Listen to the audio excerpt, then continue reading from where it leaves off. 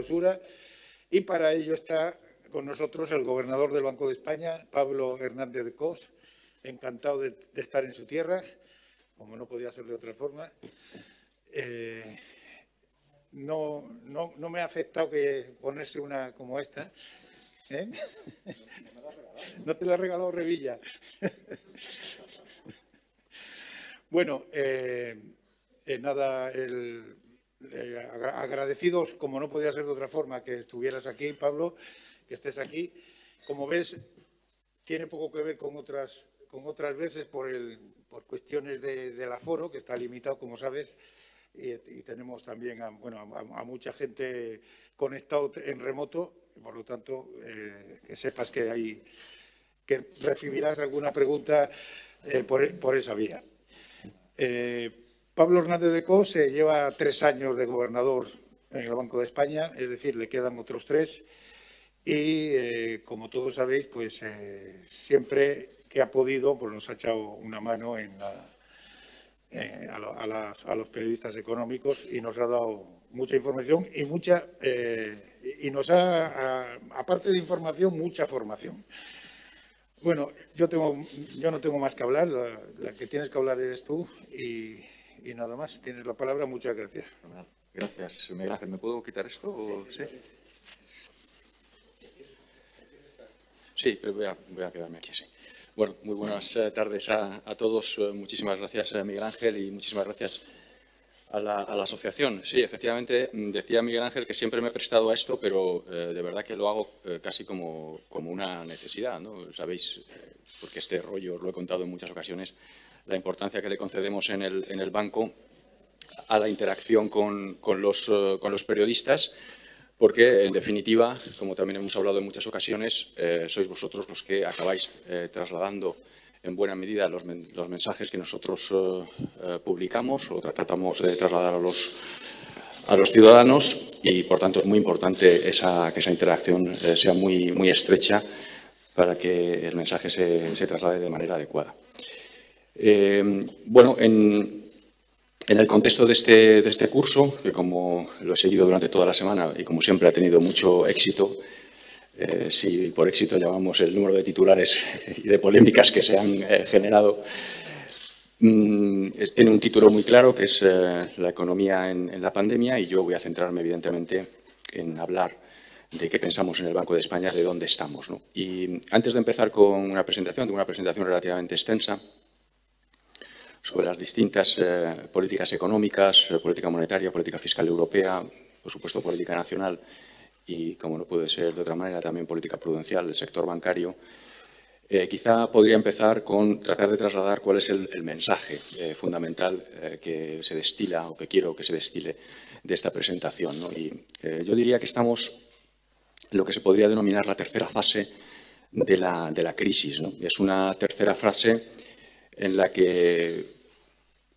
es altamente posible que veamos crecimientos intertrimestrales del PIB significativos en los próximos trimestres, si las condiciones sanitarias así lo permiten, ¿no? Y en ese sentido, pues las noticias son esperanzadoras desde el punto de vista por ejemplo, del porcentaje de vacunación en el mundo, pero en particular en Europa y, por supuesto, en España.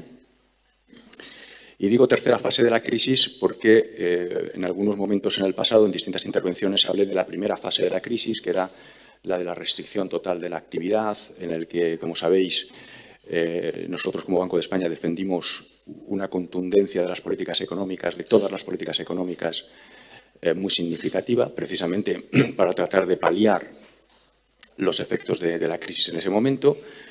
Cuando esas restricciones de actividad pudieron aliviarse, hablamos de una segunda fase de la crisis en la que seguíamos defendiendo que los estímulos debían ser muy importantes, pero que en ese momento, en esa segunda fase de la crisis, en la cual ya algunos sectores habían recuperado, otros no, pues esas medidas de estímulos podían ser de un carácter más focalizado, más localizado, ¿no? Y al mismo tiempo había que empezar a prestar atención a los instrumentos, aparecían nuevos problemas, los problemas iniciales de liquidez parecía que se podían estar convirtiendo en problemas de solvencia, aparecían también algunas percepciones sobre cambios estructurales, ¿no? Y era importante también prestarles atención. Y ahora estamos en lo que se denomina la tercera fase de la crisis, la que, insisto, es altamente probable, de acuerdo con las previsiones que publicamos nosotros recientemente, pero también la que han publicado otros organismos, que el crecimiento económico sea significativo, sea vigoroso en los próximos trimestres.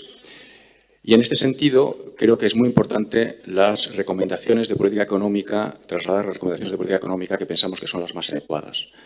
Sigue siendo necesario el estímulo de las políticas económicas, tanto de la política monetaria, luego entraré en los detalles, como también de la política fiscal.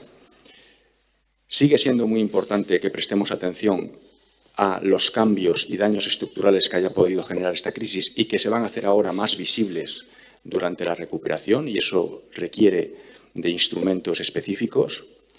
Pero quizá lo más importante es que este es el momento de poner el peso en el medio plazo. Sabemos que el crecimiento económico, el crecimiento potencial de la economía española era reducido antes de la crisis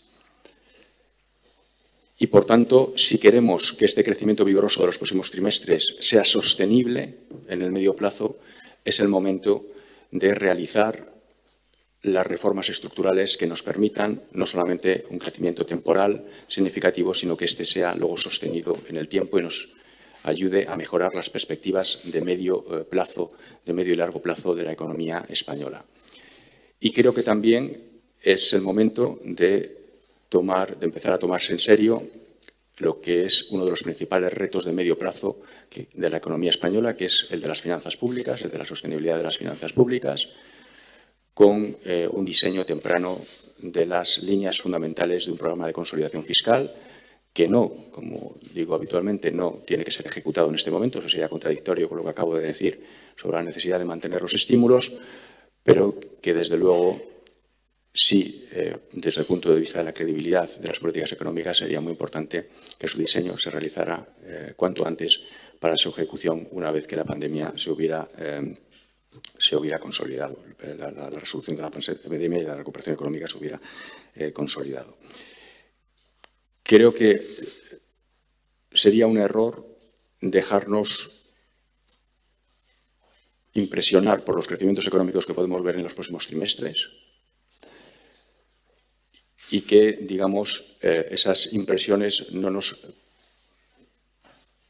llevaran a enfatizar cuáles son las prioridades de política económica que este país tiene. Muchas de ellas, insisto, estaban antes de la pandemia, algunas se han exacerbado como consecuencia de la pandemia, ¿no?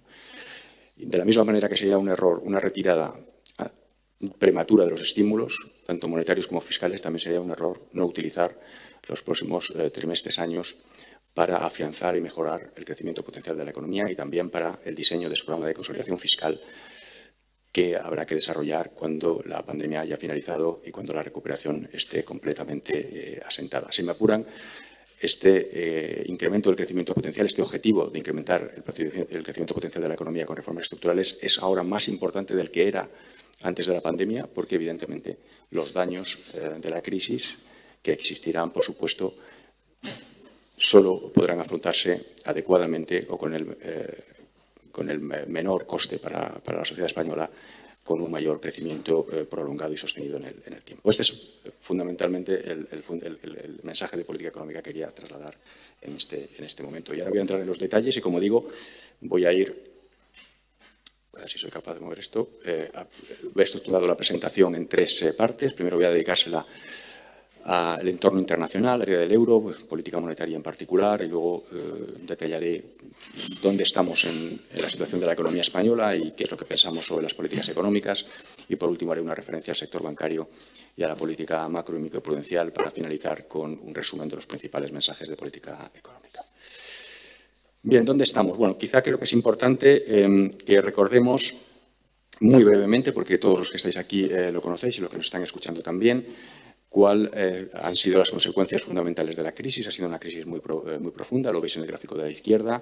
Esa línea amarilla es el crecimiento del PIB intertrimestral del área del euro, comparado con otras recesiones. La línea verde es la crisis financiera internacional y las líneas azul y rojas son crisis previas y, evidentemente, no tiene parangón el deterioro económico que sufrió el área del euro como el resto del mundo en el año pasado. A la derecha tenéis otra de las características quizá más importantes de esta crisis, y es que, bueno, aunque ha sido un shock, una perturbación de carácter global, los efectos económicos han sido muy heterogéneos en muchas dimensiones, a nivel sectorial, lo sabemos, también a nivel de grupos poblacionales, a nivel de empresas. Las pequeñas y medianas empresas han sido las más afectadas, pero por supuesto también a escala de los distintas, en la escala geográfica también. ¿No veis que, por ejemplo, en el caso del área del euro, pues la economía española ha sido de las más afectadas, en particular por su estructura productiva, pero también por la mayor presencia de pequeñas y medianas empresas, también por un grado de restricción a la actividad mayor en los momentos, sobre todo iniciales de la pandemia. Tercera característica que es conveniente tener en cuenta es su persistencia, ¿no? Después de ese fuerte crecimiento, caída intertrimestral en el año pasado y interanual muy significativa, el cuarto trimestre del año pasado y el primero de este año, pues en el caso del área del euro tuvieron crecimientos negativos, como veis en el gráfico de la izquierda, las barras de la izquierda, que cuando uno lo compara, por ejemplo, con los crecimientos intertrimestrales ya positivos que se observan en Europa, pues evidentemente no nos pueden dejar contentos, ¿no? Y bueno, esta persistencia pues es un elemento fundamental también de cara a la valoración que hagamos de la situación actual. Las buenas noticias, como decía al comienzo, es que efectivamente en paralelo al proceso de vacunación, a la aceleración del proceso de vacunación, veis que estamos ya en Europa con un porcentaje de la población que ha recibido al menos una dosis de la vacuna en el entorno del 50%, pues se ha producido una recuperación. El sector que primero se recuperó, como veis en el gráfico intermedio, es el del sector manufacturero, pero ahora ya más recientemente también se ha unido a esta recuperación económica el sector servicios. De tal manera que todos los indicadores de actividad nos muestran que el crecimiento económico en el segundo trimestre puede ser vigoroso, y el Banco Central Europeo, en conjunción con los bancos centrales nacionales, publicamos hace solamente un par de semanas nuevas proyecciones para el conjunto del área del euro, también para la economía española, que luego también resumiré. Y como veis, estamos esperando crecimientos económicos significativos tanto este año como para el siguiente, superiores al 4%, e incluso para el año 2023 crecimientos económicos en el entorno del 2%. Me interesa subrayar lo que se trata de ilustrar en el gráfico de la derecha y que tiene que ver con esa persistencia de la crisis. Si os fijáis exclusivamente en la línea azul, lo que podéis ver ahí es que en el Banco Central Europeo estamos ahora previendo una recuperación del nivel previo a la crisis que podría alcanzarse en la primera parte del 2022, ¿de acuerdo?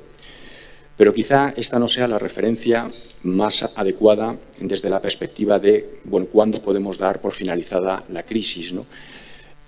Y una comparación de esa línea azul con la línea también azul, pero intermitente.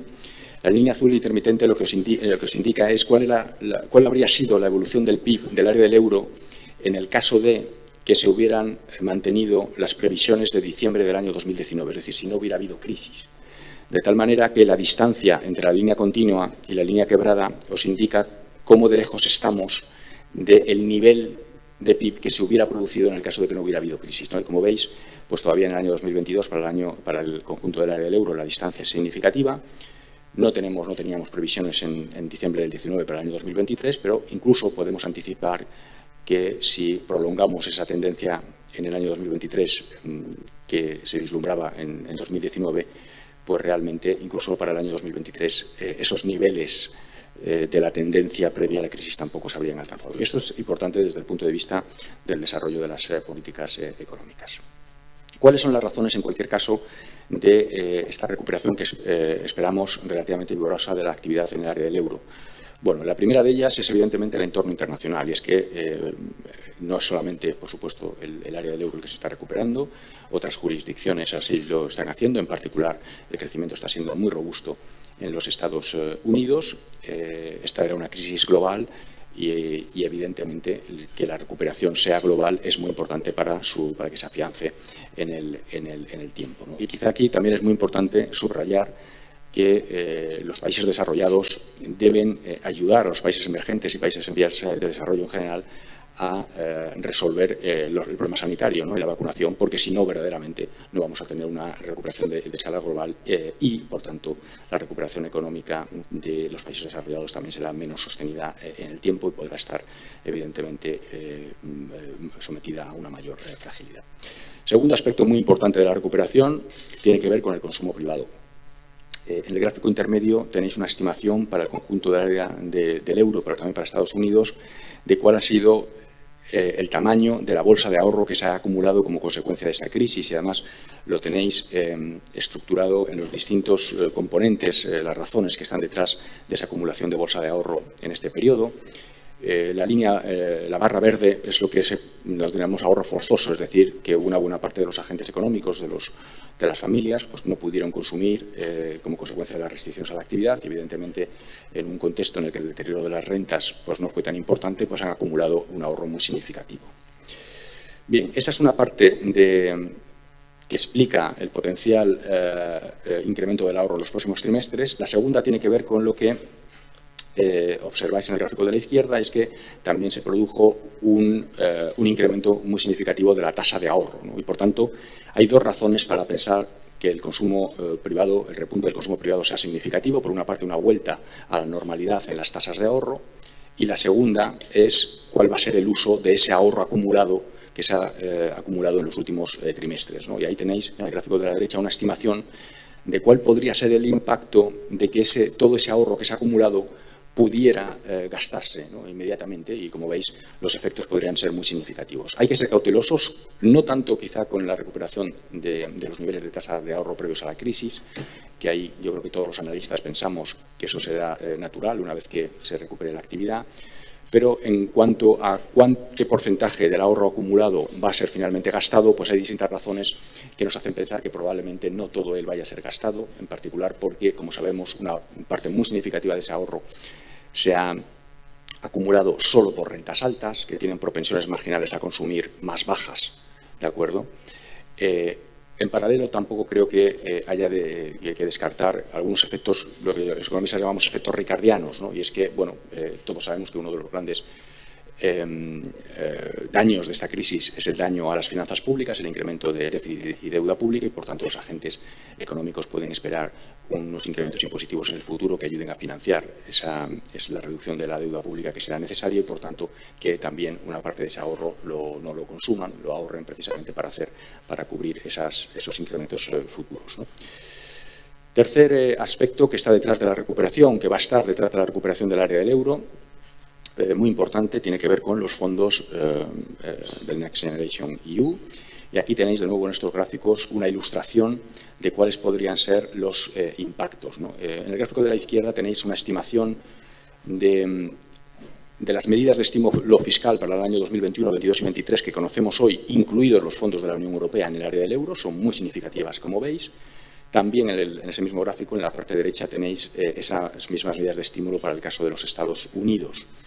Y en el gráfico de la derecha lo que tenéis es una estimación de cuál podría ser el impacto en el PIB que se derivaría de esas medidas de estímulo. Y como veis, pues efectivamente estamos hablando de más de 3 puntos de PIB en el caso del área del euro en 2021, más de 2 puntos de PIB en el 2022 y todavía casi 1,5 puntos en el 2023. Lo cual nos traslada un mensaje que es muy importante, y es que en gran medida, además de la política monetaria, a la que luego me voy a referir, la recuperación económica está sostenida por estas medidas de estímulo fiscal. Y de ahí la importancia de este mensaje que trasladaba al principio de mi intervención, de que mantener estas medidas de estímulo es absolutamente fundamental para la recuperación económica, y que una retirada anticipada de estas medidas de estímulo dañaría el proceso de recuperación económica. Lo mismo sucede, evidentemente, con la política monetaria. Un aspecto muy importante que está recibiendo mucha atención, como sabéis, y de la que los medios os habéis hecho eco con mucha profusión, tiene que ver con la inflación. Se ha producido, evidentemente, una recuperación de la inflación y en nuestras previsiones, lo veis en el gráfico de la izquierda, para el conjunto del área del euro, es que la inflación siga aumentando y podría alcanzar niveles superiores al 2,5, como veis, en el último trimestre del año. El elemento fundamental que quería trasladar es que el análisis que tenemos en el Banco Central Europeo a día de hoy es que esta repunte de la inflación tiene un componente esencialmente transitorio. ¿de acuerdo? Y en este gráfico se trata de ilustrar de alguna manera cuánto de transitorio, cuál es la magnitud del componente transitorio.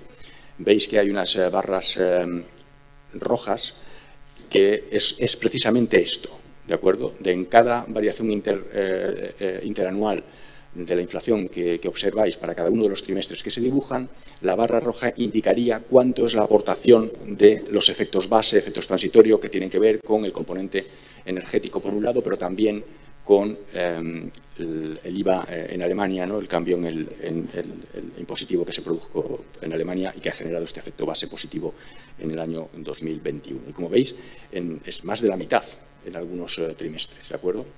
De tal manera que en el 2022, una vez que se disipan, que esas barras rojas se convierten, van desapareciendo progresivamente y se van haciendo a cero, pues evidentemente la inflación también se va reduciendo. En el gráfico de la derecha tenéis la previsión del Banco Central Europeo, nuestra previsión en un horizonte del año 2023, y veis ese repunte por encima del 2,5% que se observará en el último trimestre del año, y luego cómo se irá diluyendo progresivamente como consecuencia de la desaparición de los efectos base.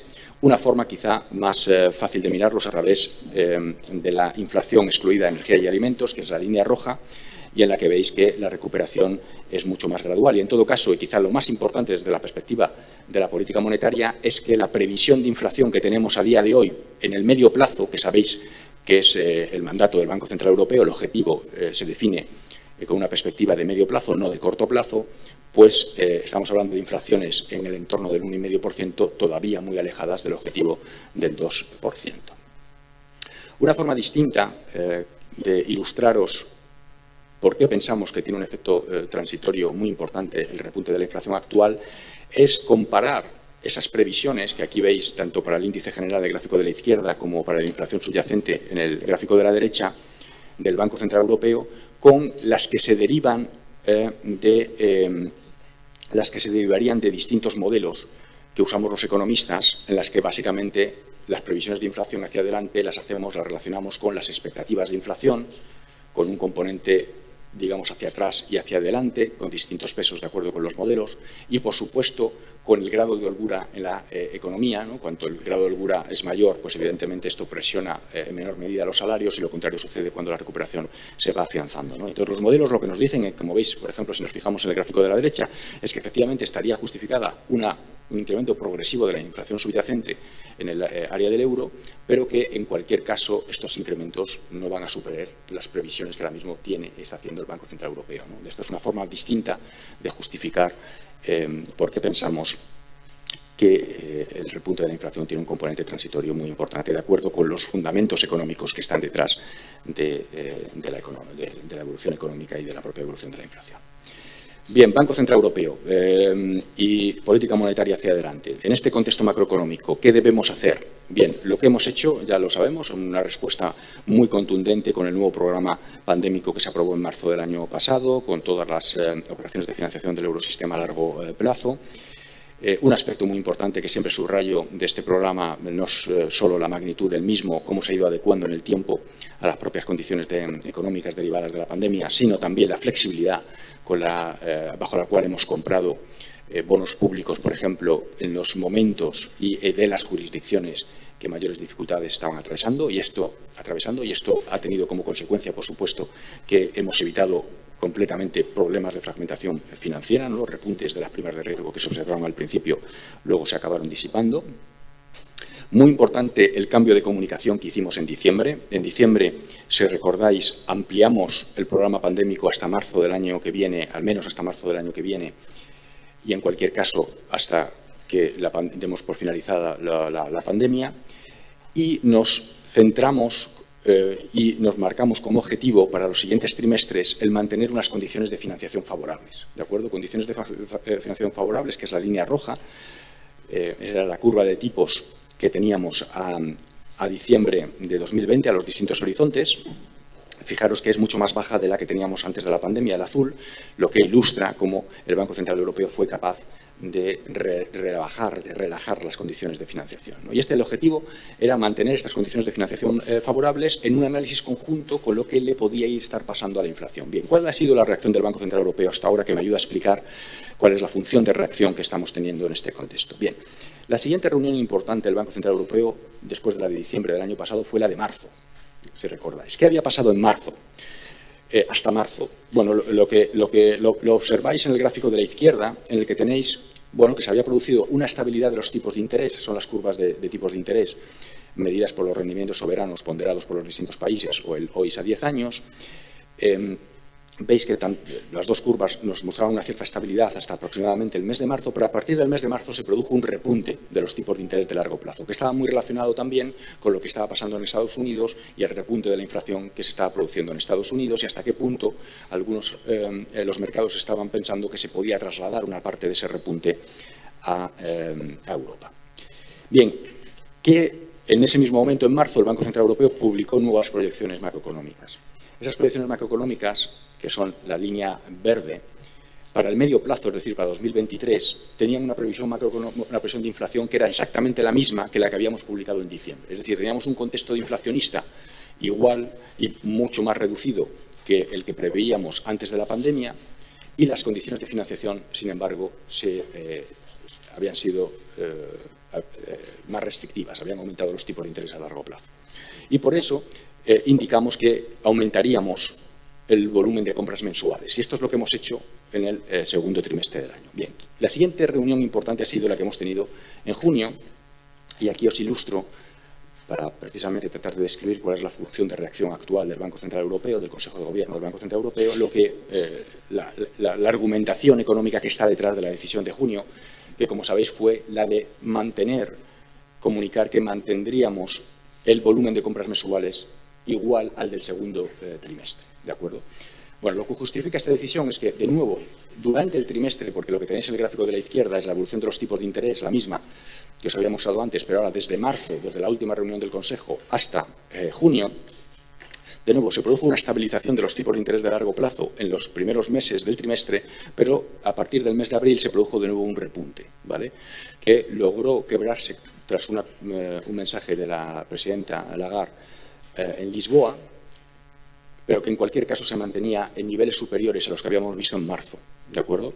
Eso en cuanto a las condiciones de financiación. Y de nuevo, en cuanto a las previsiones de inflación, el gráfico de la derecha lo que compara son las previsiones de junio, las que se actualizó el Banco Central Europeo, con las vigentes en diciembre y con las vigentes antes de la pandemia, ¿no?, que son las de diciembre de 2019. Y de nuevo, nada había cambiado. Las previsiones del staff del Banco Central Europeo y de los bancos centrales nacionales nos seguían mostrando una inflación en el entorno del 1,4%, ¿no? De nuevo, ese análisis conjunto de una inflación que seguía muy por debajo de nuestro objetivo y incluso por debajo de la trayectoria de inflación que preveíamos antes de la pandemia, es la que, conjuntamente con un cierto repunte de los tipos de interés de largo plazo, es lo que nos llevó a mantener los volúmenes de compra en los niveles más elevados del segundo trimestre en relación con el primer trimestre del año.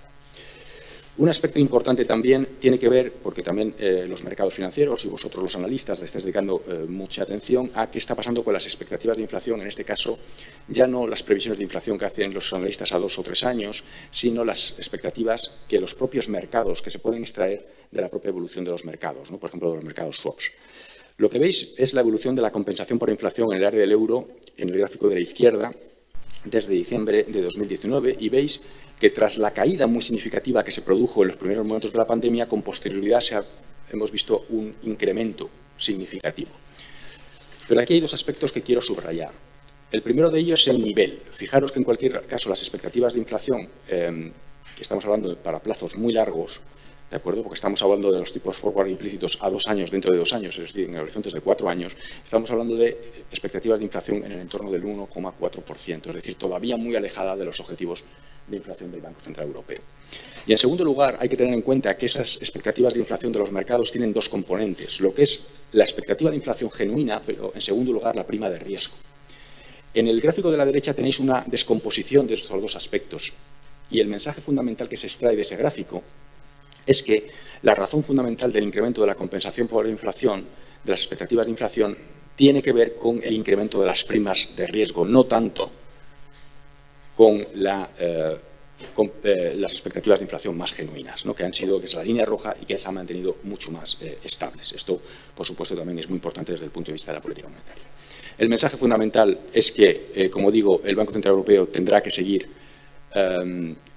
manteniendo el objetivo de mantener unas condiciones de financiación favorables, y esto, la interpretación que el mercado hace en estos momentos, es que el grado de acomodación monetaria va a ser duradero, se va a prolongar durante mucho tiempo. Lo que tenéis en este gráfico es la curva OIS de tipos de interés para el conjunto del euro, y desde los niveles actuales de junio del 21, muy cercanos al menos 0,5%, como veis, se va a mantener el 0%, solo se alcanzaría en el año 2026, de acuerdo con este gráfico, ¿no? O sea, el grado de acomodación monetaria va a ser muy importante y es muy importante que así se haga. Bien, vamos a pasar ahora a la economía española. La economía española, todos los aspectos que he señalado de daño de la crisis, pues, para el conjunto del área del euro son trasladables. También lo son, evidentemente, los aspectos de recuperación económica. Tenéis en el gráfico de la derecha cómo va el proceso de vacunación. También estamos cercanos al 50% en el porcentaje de la población española que ha recibido al menos una dosis. Y esto se ha trasladado, y ahora me muevo rápidamente al gráfico de la izquierda, en un cambio de expectativas y en una recuperación económica. Fijaros, a mí me gusta mucho el gráfico de la izquierda porque ilustra muy bien lo que quiero decir. Es la variación de la afiliación total. Es decir, ahí tenéis dibujado tanto los trabajadores que están afiliados, pero que siguen en ERTE, como los que no. Tenéis la descomposición, ¿de acuerdo?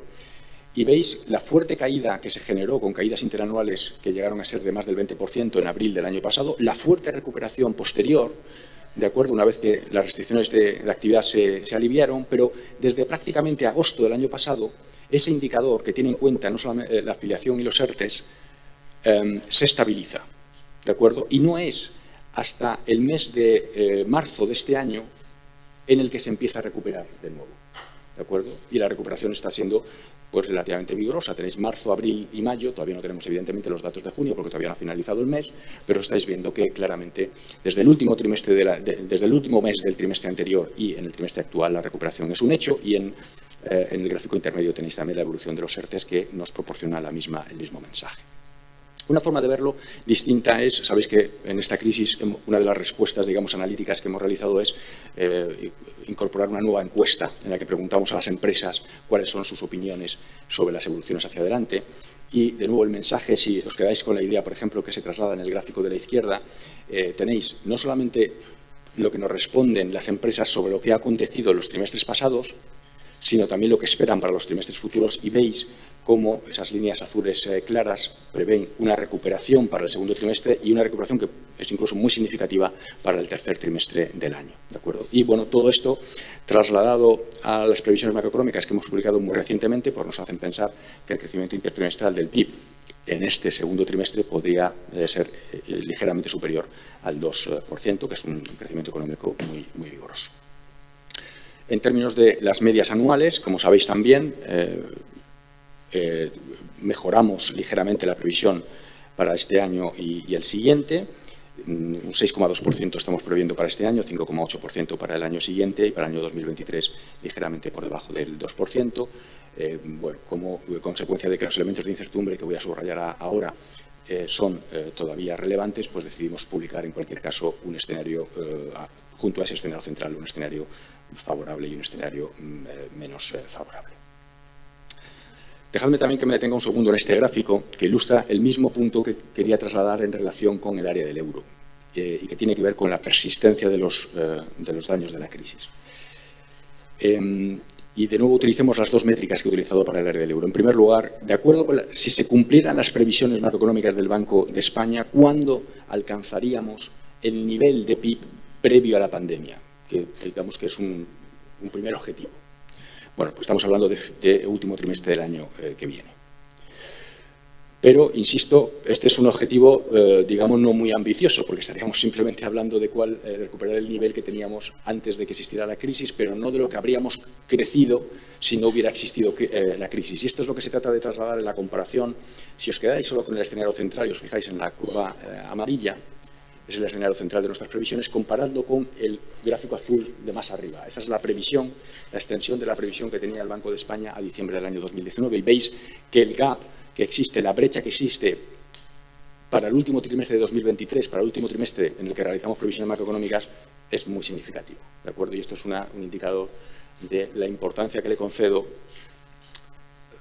primero al mantenimiento de los estímulos que he hecho antes, pero también al de las reformas estructurales que nos hagan recuperar, no, aumentar el crecimiento potencial de la economía de tal manera que esa brecha de crecimiento que observamos y que podría ser prolongada en el tiempo, pues acabe cerrándose completamente, ¿no? Esta es la necesidad que se subrayaba también al principio de que la crisis no solamente no hace menos necesaria las reformas estructurales para aumentar el crecimiento potencial, sino que las hace más necesarias aún, ¿no? También, por supuesto, para cubrir los incrementos de endeudamiento que se han producido público, que se han producido como consecuencia de esta crisis.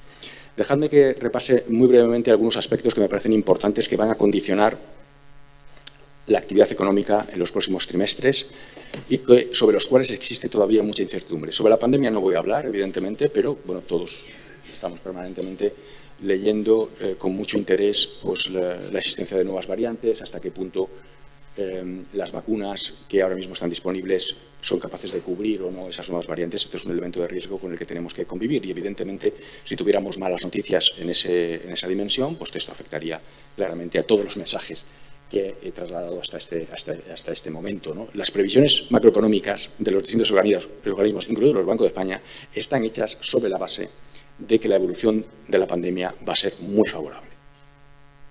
¿De acuerdo? Esto es muy importante que lo subrayemos porque si no se cumple ese vaticinio, pues evidentemente estaríamos hablando de otro tipo de escenarios.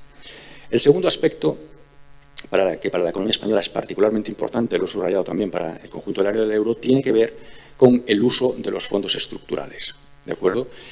Sabemos que las magnitudes son muy importantes. Si sumáramos transferencias y préstamos, estamos hablando de más de 12 puntos de PIB a distribuir en 6 años.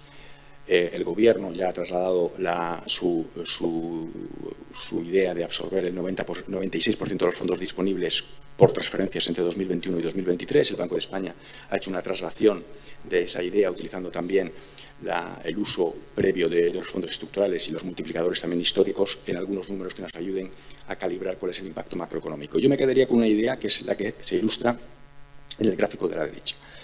Es el impacto que las previsiones macroeconómicas del Banco de España incorporan como consecuencia del uso de los fondos. Y estamos hablando de un impacto macroeconómico en promedio para el 2021, 22 y 23 de 1,5 puntos anual. ¿De acuerdo? O sea, de ese 6,2%, por ejemplo, que señalaba antes, un 1% se deriva de los fondos. Pero del 5,8% del año que viene, casi 2,5 puntos se derivan del uso de los fondos. Entonces, simplemente para subrayar la importancia que tiene pues, el despliegue de estos fondos y, por supuesto, de un uso adecuado de los mismos que nos ayuden a que estos se concentren en proyectos tractores de la actividad económica con multiplicadores económicos altos que, además, incluso ayuden al crecimiento potencial de medio plazo. Segundo aspecto, que de nuevo también para la economía española, lo he subrayado para la economía del área del euro, es muy importante, que va a condicionar la evolución económica de los trimestres y años futuros. Tiene que ver con el ahorro. Fijaros en el gráfico de la derecha, tenéis la evolución de la tasa de ahorro durante la crisis. Un incremento muy significativo de la tasa de ahorro. En el caso de la economía española, como sabéis, hemos publicado distintos trabajos en el que también hemos estimado un ahorro acumulado muy significativo durante la crisis, un ahorro forzoso y muy importante. Las previsiones macroeconómicas lo que hacen es básicamente prever que la tasa de ahorro prácticamente vuelva a los niveles prepandemia en el horizonte de proyección y esto significa también un cierto gasto de parte del ahorro forzoso acumulado, ¿de acuerdo? Pero, de nuevo, como decía para el caso del área del euro, la incertidumbre que tenemos sobre esta cuestión es muy elevada porque, de nuevo, en el caso de la economía española también se ha concentrado este ahorro en las rentas más altas, que tienen multiplicadores fiscales, multiplicadores de consumo, propensiones marginales a consumir más bajas. También sabemos que el deterioro fiscal ha sido particularmente elevado, desde partíamos de un déficit estructural muy importante. que va a aumentar como consecuencia de la pandemia y, por tanto, los comportamientos ricardianos de los agentes económicos pues tampoco son en absoluto descartables. Segundo aspecto que es origen de incertidumbre sobre las previsiones macroeconómicas. Tercer aspecto, para la economía española, tiene que ver, por supuesto, con la evolución del turismo, sobre el que también tenemos muchas dudas y todos los días nos despertamos, ¿no?, con noticias nuevas, en este caso hoy positivas, sobre que el Reino Unido, ¿no?, ha abierto la posibilidad de movimientos de sus ciudadanos a las Islas Baleares. De nuevo, el Banco de España ha sido muy transparente sobre cuáles son los supuestos que están detrás de las previsiones macroeconómicas, de tal manera que le permitan a los analistas, si estos supuestos se cumplen, pues analizar si verdaderamente podría haber una revisión al alza o a la baja, ¿no? Y quizá la forma, de nuevo para mí, porque el gráfico intermedio y de la derecha de esta transparencia ilustra el peso. Eso ya lo saben todos ustedes, la importancia que tiene el turismo en nuestra economía es muy alta, más que en otras economías europeas. Pero el gráfico de la izquierda lo que ilustra precisamente son los supuestos sobre los que están hechas las previsiones. Lo que tenéis es básicamente el 100% en ese gráfico indicaría que tenemos un nivel de llegadas de exportaciones de turismos similar al previo a la crisis, el año 19. ¿De acuerdo? Fijaros que en el año 2020 alcanzamos unas exportaciones de turismo que no llegó al 20% del año 19. Es decir, fue un desastre, digamos, ¿no?, desde la perspectiva del sector. Lo que estamos previendo para este año es que se recuperen en el escenario central, fijaros solamente para no liarnos en la barra amarilla, hasta niveles en el entorno del 50% de lo que observamos en el año 2019. Y luego, progresivamente, en el 22 y en el 23, iríamos recuperando niveles hasta aproximadamente el 90% en el 2022 y en el 2023 hasta prácticamente el 100%. Todos sabemos que la incertidumbre que existe sobre esto es muy elevada, va a depender mucho, por supuesto, de las distintas restricciones a la actividad que se puedan establecer en los distintos países, que a su vez van a depender de la propia evolución de la pandemia. Y luego, por supuesto, también todos creo que tenemos también algunas dudas sobre potenciales cambios estructurales que se puedan producir en los patrones de turismo a nivel mundial, ¿no?, sobre lo que a día de hoy es muy difícil pronunciarse, ¿no? Pero yo creo que es muy importante, por eso es muy importante esta transparencia que nosotros estamos haciendo en la realización de las previsiones, ¿no? Pues esto es un elemento de incertidumbre fundamental para nuestra economía. Y el último aspecto que quería subrayar, al que, como sabéis, el Banco de España le ha dedicado mucha atención durante la crisis, es a tratar de analizar cuáles son las consecuencias para el tejido productivo de una crisis de estas características, ¿de acuerdo?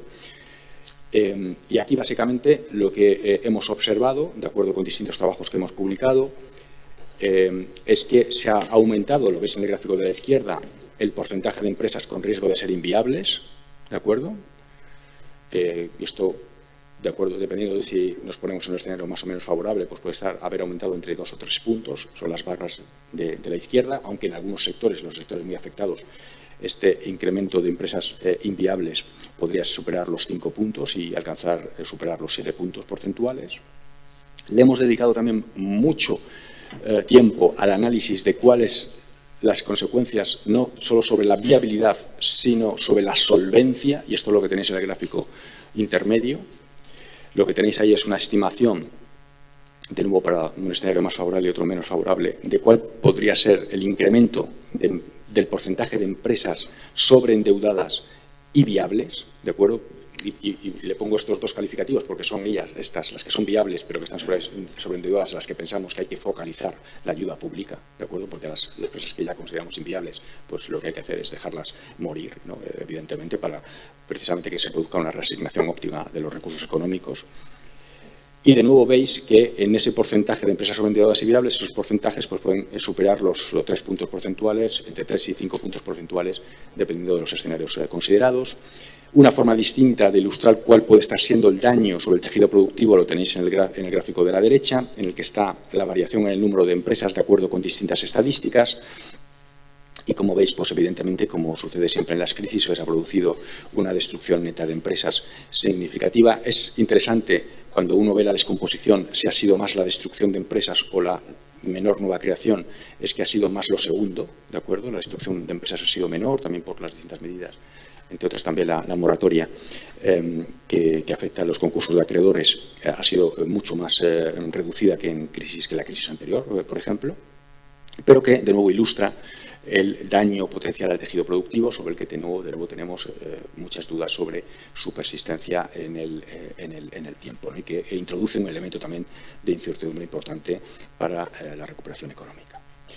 Bien, con todos estos mimbres, ¿cuáles serían los mensajes de política económica que yo quería trasladar aquí hoy? En primer lugar, como he dicho al principio, que sigue siendo necesario mantener el apoyo hasta que la recuperación sea sólida. Por supuesto, este mensaje de que ahora las medidas tienen que ser mucho más focalizadas sigue siendo vigente, ¿no? Los sectores económicos, hay algunos que ya han recuperado incluso los niveles prepandemia, otros, sin embargo, no. Por tanto, hay que focalizarse en aquellos que todavía están sufriendo las consecuencias de la crisis y tienen que tener un carácter temporal. Esto es muy importante. El diseño de las medidas tiene que tener un carácter temporal precisamente para evitar que se produzcan deterioros adicionales del déficit estructural, que ya sabéis que, lo he enfatizado en muchas ocasiones, pues es uno de los grandes problemas de la economía española. Segundo aspecto. Bueno, tenemos la intuición de que además esta crisis va a generar algunos cambios estructurales y al que siempre me remito porque es quizá el más fácil de explicar porque los sufrimos todos o nos beneficiamos, no sé cómo decirlo, es el del teletrabajo. Y eso, el teletrabajo genera un cambio, por ejemplo, en el patrón de consumo de los individuos, que tiene ganadores y perdedores desde el punto de vista de los distintos sectores económicos. Y aquí no hay que impedir que se produzca ese ajuste, hay que facilitarlo, ¿de acuerdo? Y los mecanismos de flexibilidad que existen, por ejemplo, la regulación laboral, tienen que ser utilizados precisamente para que ese ajuste se haga de la manera más eficiente y rápida posible, porque eso va a determinar también la capacidad de crecimiento futuro de nuestra economía. Segundo aspecto.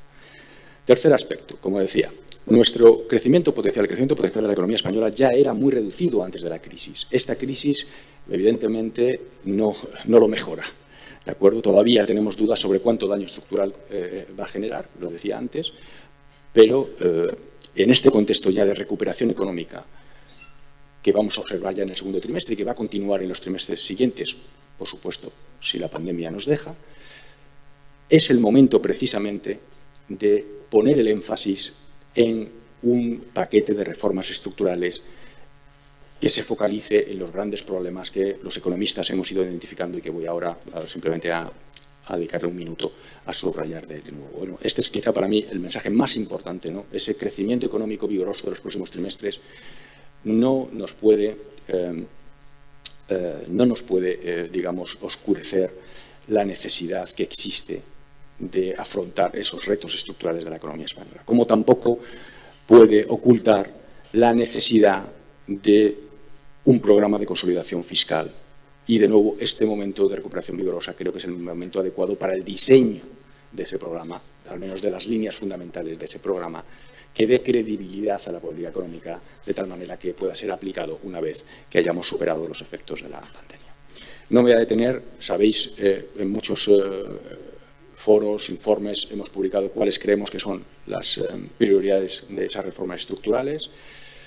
Yo diría que baja productividad y disfunción del mercado de trabajo son los dos problemas históricos de nuestra economía que hay que afrontar.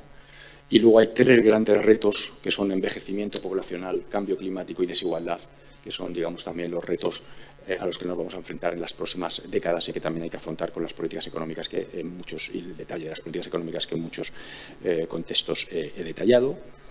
Y, como siempre digo también, no olvidemos que los fondos estructurales pueden ser utilizados también para financiar reformas estructurales. Sabemos que las reformas estructurales en algunos casos generan costes de corto plazo a pesar de que sus beneficios son de largo plazo y, por tanto, para aliviar esos costes de corto plazo que muchas veces paralizan la realización de las reformas, los fondos estructurales creo que podrían ser particularmente adecuados. Y desde la perspectiva fiscal, sabéis también, el incremento de la deuda pública ha sido muy significativo, 120 puntos, superamos 120 puntos de la ratio de deuda pública sobre PIB, déficit estructural que ya era de alrededor del 3 puntos de PIB, bueno, con las algunas decisiones de gasto estructural que se han tomado como el ingreso mínimo vital o también incorporar las consecuencias de este mayor deuda en términos de mayor carga de intereses, la posibilidad de que tengamos que realizar un gasto sanitario permanentemente más alto para poder afrontar en el futuro crisis sanitarias como esta, las consecuencias de la indiciación de las pensiones con la inflación, que todos estimamos en alrededor de 3 puntos de PIB en el futuro, la posible también consecuencia de un retraso o una eliminación del factor de sostenibilidad. Todo esto nos hace pensar que ese déficit estructural que da del 3% se puede mover hacia niveles superiores al 4% o incluso cercanos al 5% y, por tanto, la magnitud del reto es importante y por eso creemos que es muy importante un diseño temprano y una comunicación también temprana de las principales líneas de ese programa de consolidación fiscal para su ejecución solo una vez que la crisis haya terminado y, dada la magnitud del reto, pues como he señalado también en muchas ocasiones, creo que es absolutamente fundamental hacer una revisión integral de todos los capítulos de gastos e ingresos públicos para precisamente lograr el mejor equilibrio entre eficiencia y equidad en el que puede derivar ese ajuste. Bien, unos minutos finales para el sector bancario. Como en el resto de la economía, y quizá diría yo que particularmente en el sector bancario, hemos visto, digamos, las consecuencias, al menos, por ejemplo, en la percepción de los mercados que esta crisis podía tener sobre el sector y también el cambio de expectativas que se ha producido en los últimos meses. Quizá la forma más fácil de ilustrarlo son con estos dos gráficos. Tenéis en el gráfico de la izquierda la evolución del Eurostock por sectores, ¿de acuerdo? Con bancos, seguros, sector petróleo y gas y otros. Y es interesante, ¿no? Hemos hablado de esto muchas veces, a pesar de que esta era una crisis completamente exógena, que no generada desde luego por el sector bancario, la percepción del mercado, porque estos son, lo que veis en ese gráfico son los datos para el año 2020, ¿de acuerdo? Bueno, desde febrero de 2020 hasta abril de 2020, la percepción inicial es que el deterioro que podía generar sobre el sector bancario podía ser muy significativo y, de hecho, fueron los índices bursátiles de los bancos los que sufrieron en mayor medida el castigo de ese cambio de expectativa. Sin embargo, con posterioridad, si os movéis al gráfico de la derecha, en el que está la evolución temporal de esos índices de la bolsa, distinguiendo por el sector bancario y el sector no bancario de los índices, pues veis, si os fijáis, por ejemplo, en el caso del IBEX, si lo comparáis con el índice general de la Bolsa de Madrid, solo del sector bancario, pues veis que efectivamente la recuperación a partir de noviembre ha sido mayor, de tal manera que el deterioro observado, bueno, casi se ha recuperado completamente los índices previos a la crisis en primer lugar y además, y por tanto, la recuperación del sector bancario también ha sido mayor, ¿no? De tal manera que ha cambiado un poco la percepción, no un poco, claramente la percepción de los mercados sobre el impacto de esta crisis sobre el sector. Bien, yo creo que es muy importante que sigamos subrayando el por qué esto ha sido así. Y hay dos razones fundamentales de por qué esto ha sido así. La primera tiene que ver con que hemos llegado a esta crisis con un sector bancario más solvente y con unos balances más saneados, ¿de acuerdo? Y esto yo creo que es un espaldarazo a la reforma financiera que afectó particularmente al sector bancario durante la última década, por un lado, y en segundo lugar, en el caso específico español, pues también a la reestructuración del sector que se ha realizado durante esta década. Este es un primer punto que yo creo que tenemos que enfatizar. El segundo tiene que ver con, evidentemente, la contundencia de la respuesta de la política económica, que sabemos que, evidentemente, ha aliviado el impacto de la crisis sobre los hogares, ha aliviado el impacto de la crisis sobre las empresas no financieras y, evidentemente, de una manera indirecta, ha aliviado también el impacto de la crisis sobre el sector bancario en términos de posibles incrementos de la morosidad. Toda esta combinación lo que ha hecho es que en esta crisis el crédito, de hecho, se haya comportado de una manera muy distinta a la crisis anterior. No ha habido una restricción de crédito, al contrario, se ha producido el primer incremento interanual después de muchos años del crédito, en el que el papel del programa de avales del ICO ha sido absolutamente fundamental. Los números así lo atestiguan. El programa de apoyo con avales del ICO representó aproximadamente el 34% del crédito dispuesto en nuevas operaciones de crédito a la actividad empresarial el año pasado. Es decir, que estamos hablando de una magnitud muy significativa. ¿Qué está pasando con el crédito más recientemente? Bueno, se ha estabilizado claramente, lo veis en el gráfico de la izquierda también, no son las interanuales, pero también en el gráfico de la derecha, en el que tenéis la tasa de variación interanual del crédito nuevo. Hay un efecto base, claro, es muy importante, ¿no? No podíamos mantener esos niveles, ni era deseable esos niveles de incremento del crédito del primer y segundo trimestre del año pasado. Hay también una menor demanda, claramente, y también un cierto endurecimiento de la encuesta, como hemos publicado en distintas ocasiones en la encuesta de préstamos bancarios. Siguiente aspecto importante del impacto de la crisis sobre el sector, pues tiene que ver con la evolución del crédito dudoso, ¿no? Y de nuevo aquí, hasta el momento son buenas noticias. Los dudosos continuaron descendiendo en 2020, un 3,8%. Es verdad que, claro, en menor medida de lo que venían cayendo, 19% en 2019, 29% en 2018 y, de nuevo, todas las razones que he explicado antes, en particular el apoyo público, ha sido absolutamente fundamental. En todo caso, no quería dejar de subrayar, como también he hecho en distintas ocasiones, como hicimos en nuestro informe de estabilidad financiera, que los créditos en vigilancia especial, los dudosos de las carteras de consumo y de los sectores empresariales más afectados por la crisis, como en particular la hostelería, pues han crecido notablemente, como veis en el gráfico de la derecha. Y la expectativa es que la morosidad, pues en los próximos 2 años, pues se siga viendo presionada negativamente por la retirada progresiva de los estímulos, el desgaste que haya podido generar, sobre el que, insisto, existe todavía mucha incertidumbre sobre la situación del impacto de la crisis sobre las familias y hogares, que podría compensarse, evidentemente, por la mejora de las expectativas macroeconómicas, pero en el que el mensaje que yo quiero trasladar es que tenemos que seguir siendo prudentes, que los bancos tienen que seguir realizando una monitorización continua de la calidad del crédito y, muy importante, que tienen que hacer un reconocimiento anticipado de las potenciales pérdidas que se puedan producir por este motivo.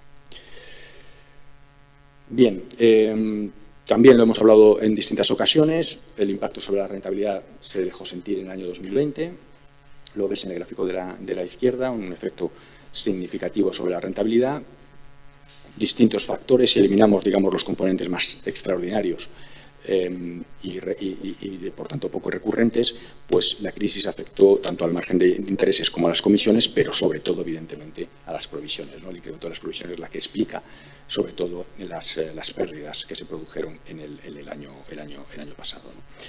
El primer trimestre ya ha mostrado una mejora significativa de la rentabilidad, precisamente como consecuencia. De nuevo vamos a eliminar los resultados extraordinarios positivos derivados de una fusión.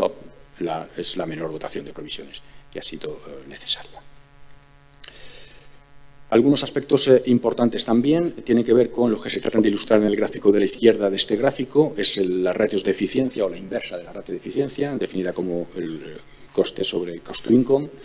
Veis que las buenas noticias es que España tiene unos niveles de eficiencia superiores, por tanto esta ratio es menor que en otros países, pero también llamó la atención sobre que ha habido un cierto deterioro en los últimos años, incluso el año pasado. Desde el punto de vista de la solvencia, pues como veis, tenéis la evolución de las ratios de capital, las distintas definiciones de ratio de capital desde diciembre de 2019, que es la barra azul, hasta marzo de 2021, que es la barra verde. Ya veis que se ha producido incluso un ligero incremento de las ratios de capital durante la crisis, en las que el efecto positivo de la reforma europea de los requerimientos de capital, el denominado Quick Fix, el programa de avales, por supuesto, y las limitaciones al pago de los dividendos, pues han jugado un papel fundamental en ese incremento de las ratios de capital. Aquí tenéis un poco la heterogeneidad de la evolución de las ratios de capital. Quizá el gráfico más interesante es el gráfico de la izquierda, en el que tenéis ilustrada la relación que existe entre la tasa de variación del capital FED1 con la tasa de variación de los APRs, ¿no? De los activos ponderados por riesgo. Y lo que veis es que en la mayoría de las entidades el incremento de la ratio de FED1 se produjo como consecuencia de aumentos del numerador, es decir, del capital. Y, sin embargo, existe bastante heterogeneidad sobre qué ha pasado con los activos ponderados por riesgo. Ha habido entidades en las que han aumentado, y a pesar de todo ha aumentado la ratio de capital, porque el incremento del ratio del capital ha sido superior al de los APRs, pero en otros bancos, en otras entidades, se ha producido una reducción de los APRs, que ha contribuido también, evidentemente, al incremento de la ratio de capital. ¿Qué mensajes, desde el punto de vista de la política prudencial, querría trasladar? Bueno, primero, subrayar lo que he señalado antes, la importancia de mantener un sector bancario saneado en todo momento para precisamente estar en condiciones de afrontar futuras crisis. Esto yo creo que es una de las grandes lecciones de esta crisis. En segundo lugar, cómo las políticas económicas, incluido, por supuesto, la recomendación de restringir la distribución de dividendos, ha contribuido a mantener, digamos, la solvencia del sector durante todo este periodo. La importancia de que la liberación de los requisitos prudenciales la revertamos, pero de una manera gradual. Se aplica el mismo criterio que el resto de políticas económicas, ¿no? Conforme se vaya asentando la recuperación y en los plazos, por tanto, adecuados. Y, como decía antes, la necesidad de seguir manteniendo prudencia con un seguimiento muy estrecho del crédito, perdón, del riesgo de crédito. No estamos todavía seguros de cuál es, como he subrayado en varias ocasiones, sobre cuál va a ser el daño estructural sobre el tejido productivo y, por tanto, también sobre las exposiciones de los bancos a ese tejido productivo, y seguir realizando un reconocimiento a tiempo y temprano de las pérdidas. Al mismo tiempo, como estoy subrayando, para el resto de políticas económicas es importante que nos traigamos los retos estructurales que todavía persisten en el sector al hoy, y esto significa en el ámbito regulatorio varias cosas. Sabéis que tenemos pendiente el último capítulo del libro de Basilea III. Hay que implementarlo de acuerdo con las directrices aprobadas por el Comité de Basilea, ¿de acuerdo? Y este año va a ser absolutamente fundamental para Europa, para esa transposición, para que esa transposición sea adecuada y a tiempo. En el Banco de España, como sabéis, estamos cerrando la finalización de la circular en la que incorporamos los nuevos instrumentos macroprudenciales que pueden ser particularmente útiles para evitar futuras crisis, y sabéis que es la posibilidad de fijar el control de capital anticíclico sectorial, límites a la concentración sectorial del crédito y límites sobre los criterios de concesión de crédito. Y nuestra idea es terminar esta circular en los próximos meses. Y no olvidarnos tampoco de la necesidad de completar algunos aspectos de la gobernanza europea que todavía no están plenamente cubiertos y que tienen que ver con unión de mercado de capitales, por supuesto. Seguimos teniendo un mercado de capitales con un menor peso que en otros países desarrollados y mucho más, digamos, menos integrado. La unión de mercado de capitales, todas las medidas que están detrás del paquete de unión de mercado de capitales es absolutamente fundamental, como lo es también completar la unión bancaria. Seguimos sin tener un fondo de garantía de depósitos europeo plenamente mutualizado, y esto yo creo que es una absoluta prioridad, debe ser una absoluta prioridad para Europa, para cerrar completamente la unión bancaria. Y, por supuesto, tenemos que hacer frente también desde el punto de vista regulatorio y supervisor a los nuevos riesgos. Entre ellos destaca, sin duda, el del cambio climático.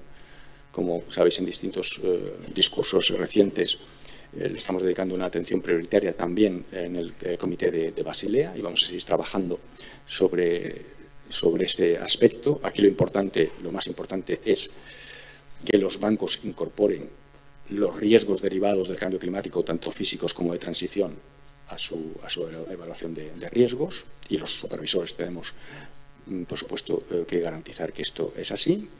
Y luego hay otra serie de riesgos, algunos no son particularmente novedosos, quizá la crisis los ha hecho todavía más evidentes, como son los derivados de los nuevos desarrollos tecnológicos, ciberataques, competencia con empresas tecnológicas, en definitiva también baja rentabilidad del sector bancario a la que tiene que hacer frente siguiendo con la política de mejora de ganancias de eficiencia. Y termino con, quizá resumiendo, los principales mensajes, tal y como empecé esta intervención. En el ámbito europeo, empezando quizá por la política monetaria, desde mi perspectiva, desde mi punto de vista, la política monetaria debe seguir garantizando unas condiciones financieras favorables. Como en el caso del resto de políticas económicas, también tenemos que hacer frente a los retos estructurales de la política monetaria. Por eso sabéis que iniciamos una revisión de la estrategia de política monetaria, y esta revisión de la estrategia de política monetaria tiene que dar respuesta a los retos derivados de la caída del tipo de interés natural y de la existencia de un suelo en este instrumento. Esto es absolutamente fundamental. La política fiscal europea tiene que mantenerse también expansiva para apoyar la recuperación y reducir los riesgos de que la crisis genere efectos persistentes. La ambición tiene que ser, como decía antes, recuperar los niveles no previos a la crisis, sino los que habríamos alcanzado sin la existencia de esta crisis. También en política fiscal europea tenemos retos importantes, y por eso soy de la opinión de que, más allá de que se haya retrasado un año más la implementación del Pacto de Estabilidad, quizá haya que aprovechar este año para hacer una reforma del Pacto de Estabilidad. ¿Para qué? ¿En qué sentido? Pues para incorporar, en primer lugar, una visión institucional europea en el pacto, que debería incluir la creación de un mecanismo de estabilización fiscal permanente en Europa. Pero también hay que adaptar el Pacto de Estabilidad a la caída secular de los tipos de interés, y también creo que es muy importante que resolvamos la incapacidad que el Pacto de Estabilidad ha tenido hasta este momento de exigir a los países la acumulación de colchones fiscales en las expansiones. Yo diría que estas son las grandes prioridades en ese ámbito. En cuanto a las políticas nacionales, recuperando mi idea que trataba de transmitir al principio, la idea fundamental es que el apoyo a corto plazo que hay que mantener tiene que dar paso en paralelo a un peso creciente de una estrategia integral para afrontar los retos fiscales que esta crisis ha hecho todavía más evidentes y, por supuesto, los retos estructurales que impiden que nuestra economía tenga un crecimiento más elevado. ¿Y en qué se concreta, digamos, esta idea? Pues en mantener la necesidad de mantener el apoyo de la política fiscal hasta que la recuperación sea sólida, en facilitar los ajustes estructurales que esta crisis está generando, en la necesidad de diseñar con prontitud un programa de consolidación fiscal que habrá que ejecutar tras la pandemia para sanear las cuentas públicas y reconstruir los márgenes de la política fiscal, y en definir un programa de reformas estructurales con urgencia que ayude a resolver los retos que todos sabemos que tenemos en el ámbito de la baja productividad, de las disfunciones del mercado de trabajo, de la lucha contra el cambio climático, de los desafíos derivados del envejecimiento poblacional y también del incremento de la desigualdad que hemos observado en las últimas décadas. Y, además, como he subrayado en distintas ocasiones, para que esta estrategia sea creíble y para que esta vocación de permanencia sea realmente una realidad, creo que es absolutamente fundamental que esta estrategia esté soportada por amplios consensos en el ámbito político, consensos que deben ser, desde mi punto de vista, compatibles con la ambición que requiere afrontar estos retos de carácter estructural y también con la urgencia de esos retos. Y, por último, en el ámbito bancario, como decía, me parece fundamental mantener la monitorización del riesgo de crédito, de la calidad del crédito. Han mejorado las perspectivas, sí, pero los efectos de la crisis son todavía inciertos sobre el tejido productivo y, por tanto, sobre el balance del sector bancario. Se debe seguir con una política de reconocimiento anticipado de los deterioros, garantizado que este sea oportuno y adecuado de acuerdo con las guías supervisoras. Las medidas que hemos aprobado en el ámbito macro y microprudencial de alivio o de uso flexible de los colchones de capital hay que mantenerlos hasta que la recuperación también sea sólida. Y, por último, como en el resto de políticas económicas, también en el ámbito supervisor, macro y microsupervisor, regulador del sector bancario, tenemos que empezar a enfatizar los problemas estructurales, la resolución de los problemas estructurales que tiene el sector y poner el énfasis en su resolución, tanto desde la perspectiva de la baja rentabilidad y los retos generados por el cambio climático y la digitalización y el incremento de los desarrollos tecnológicos y los efectos que estos generan sobre el sector. Y con esto, Miguel Ángel, acabaría. Muchísimas gracias. Muy bien, muchas gracias. Has dado lo que se llama lección magistral de cómo está todo el asunto, lo cual también, hay que decir, nos ha reducido el tiempo de las preguntas. Pero bueno, ya he visto que se han levantado 3 manos. Carles, el primero. Sí, buenos días, gobernador. Soy Carles Castellnou, de Televisión de Cataluña. Esta semana en los cursos ha habido algún conferenciante que ha apuntado a la posibilidad que algunos socios nuestros europeos puedan estar molestos, dijo concretamente, si no me falla la memoria, Holanda, entre otros, porque mientras tendrán que poner mucho dinero encima de la mesa para los fondos de ayuda, aquí en España, que será un país claramente receptor, pues hay comunidades autónomas, y puso el ejemplo de Madrid, que están planteándose bajar impuestos. Yo no sé si este posible malestar le ha llegado a usted a través de quizás otros gobernadores de bancos centrales y, en todo caso, si considera adecuado que en este escenario pues España o algunas comunidades se planteen esta bajada de impuestos. Gracias. Bueno, yo creo que aquí me parece que hay dos preguntas dentro de la pregunta. A la primera, que tiene que ver con Europa, le voy a responder subrayando lo que he señalado durante toda mi intervención. Por supuesto que los fondos europeos son absolutamente fundamentales. Todos los hemos defendido a escala europea. Esta crisis será una crisis global y en las crisis globales hay que resolverlas de manera coordinada. Y en este caso la respuesta europea ha sido muy contundente y con una respuesta genuinamente europea, ¿no?, que ha añadido a la respuesta puramente nacional, ¿no? Y esto era absolutamente fundamental. Al mismo tiempo, es muy importante que el uso de los fondos sea adecuado. Esto también lo hemos subrayado todos en distintos momentos. Y esto significa que se tiene que concentrar en proyectos que verdaderamente sean tractores, transformadores de la actividad económica, que verdaderamente ayuden a incrementar el crecimiento potencial de la economía y que se acompañen de las reformas estructurales en los distintos ámbitos que acabo de señalar. Esto es una absoluta prioridad y lo que tenemos que hacer entre todos es posible, ¿no?, que esto se acabe concretando. La segunda parte de la pregunta tiene que ver, creo yo, con bueno, cómo vamos a resolver el problema de déficit y deuda pública que tenemos, ¿no?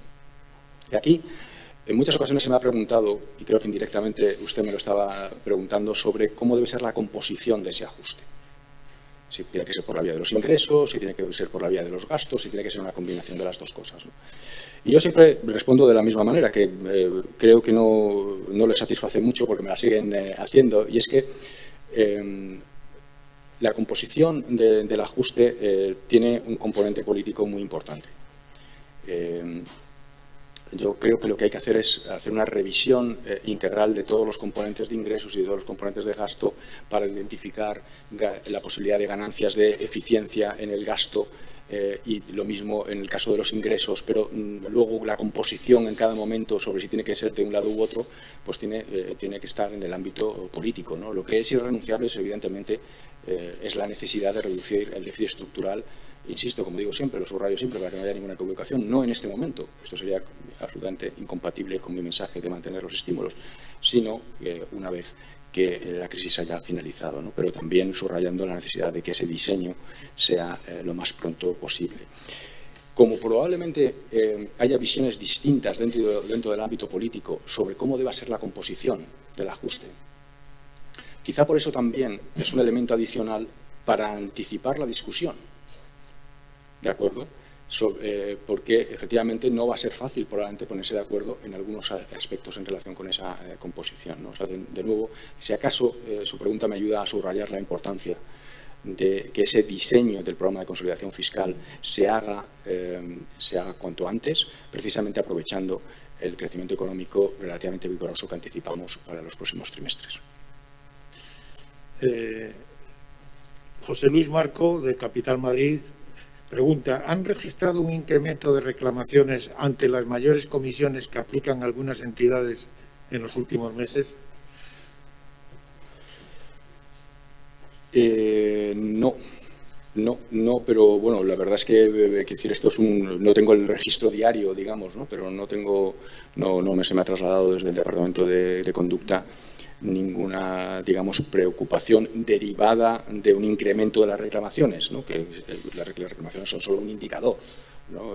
A veces retrasado, porque evidentemente lo que se puede producir siempre es, en primer lugar, como de hecho es obligatorio, un incremento de las reclamaciones ante los servicios de atención al cliente de los bancos y luego con posterioridad en el sector, en el Banco de España, ¿no? O sea, no hemos notado un incremento reciente en los últimos meses, pero esto no quiere decir que no se esté produciendo un incremento de la preocupación.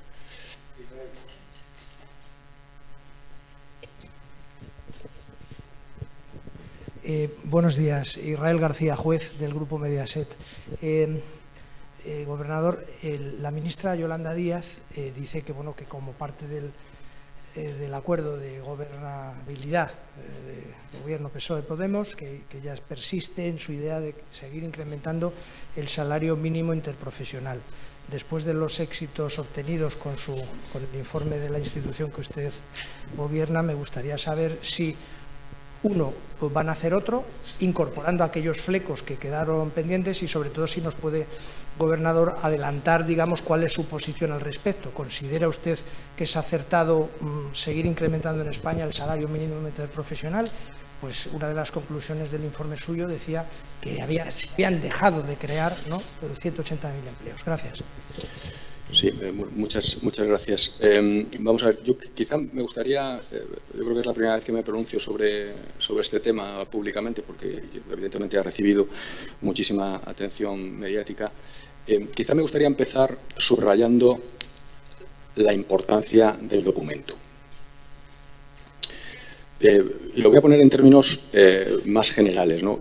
Sabéis perfectamente, los que me conocéis, los que me habéis escuchado en muchas ocasiones, que soy de los que pienso que uno de los grandes retos estructurales de este país tiene que ver con la evaluación de las políticas públicas. La escasez de la evaluación de las políticas públicas, quiero decir, y que por tanto necesitamos mayor investigación económica para que las autoridades económicas y públicas y políticas en general estén en condiciones de tomar decisiones más adecuadas. Y yo creo que este trabajo ejemplifica bien esa contribución que se puede hacer desde, en este caso, desde una institución como el Banco de España, con un documento escrito por algunos de nuestros mejores economistas, sin ningún tipo de connotación política, con un análisis técnico, puramente técnico, muy riguroso. Que necesariamente es incompleto. Esto nadie pretende resolver una discusión tan difícil como la del salario mínimo en un solo documento, y lo único que se pretende es una pieza adicional que ayude, ¿no?, a contribuir a ese debate y eventualmente, por supuesto, también a la decisión. Y, por supuesto, es incompleto por muchas dimensiones. Yo, quizá, hablándolo en muchas ocasiones con los autores, quizá el aspecto que para mí es más importante es que el documento se refiere, porque todavía no tenemos además los datos, al impacto del incremento del salario mínimo que se produce en el primer año de vigencia del mismo, pero evidentemente a uno le gustaría saber qué pasa, pues, con esos trabajadores, ¿no?, que están afectados o que se han visto afectados por el incremento del salario mínimo varios años después, ¿no? Y aquí la literatura económica, digamos, da respuestas que no siempre van en la misma dirección. En algunos casos se señala que los efectos podrían ser más negativos, en otros casos que podrían compensarse con algunos más positivos, etcétera, ¿no? ¿Sobre qué hay que hacer en este momento? Es que se me va a repreguntar. Entonces, sobre qué hay que hacer en este momento, esto ya corresponde al ámbito político, ¿no? Los resultados del trabajo son los que son. Creo que deben ser o pueden ser un buen input para los que tienen que tomar la decisión. Se ilustra muy bien, creo que en el trabajo, que aquí hay una serie de trade-offs, como casi siempre en política económica. Se generan algunos beneficios para aquellos que mantienen su empleo, que cobran un salario más alto. Se generan algunos efectos negativos para aquellos que pierden su empleo. Le corresponde, por tanto, ahora a la autoridad política valorar, contrapesar estos efectos positivos, no evidentemente al Banco de España. Y si me permite solamente incorporar un elemento adicional a esta reflexión, es evidentemente el de la coyuntura económica, ¿de acuerdo? En el que, bueno, estamos todavía en una situación de crisis económica, en el sentido de que estamos con niveles de PIB y de empleo significativamente más bajos de los anteriores a la crisis, y en el que, además, algunos de los colectivos potencialmente más afectados por este tipo de medidas han sido también particularmente afectados negativamente durante la crisis, como es el caso, lo sabemos, lo hemos enfatizado mucho desde nuestra institución, desde el Banco de España, los jóvenes. Por lo tanto, esto yo creo que incorpora un elemento o exige un elemento de prudencia adicional. Sí, Jorge Zuloaga, del Confidencial, pregunta: el Banco de España ha reunido recientemente a los presidentes de las fundaciones bancarias. ¿Les preocupa la intervención que han tenido en las fusiones y en algunas causas judiciales? Bueno, vamos a ver, nosotros nos reunimos, yo diría, con el sector bancario pues casi de manera permanente, pero vamos, no tengo ningún tipo de preocupación específica en este momento coyuntural.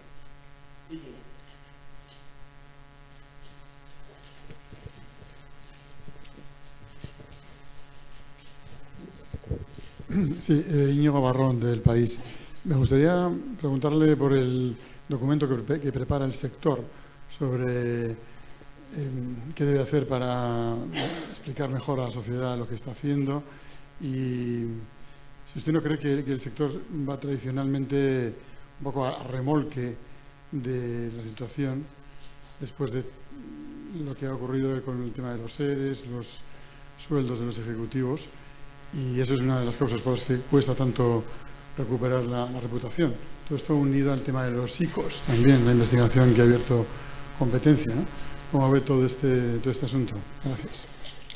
Sí, gracias, Íñigo.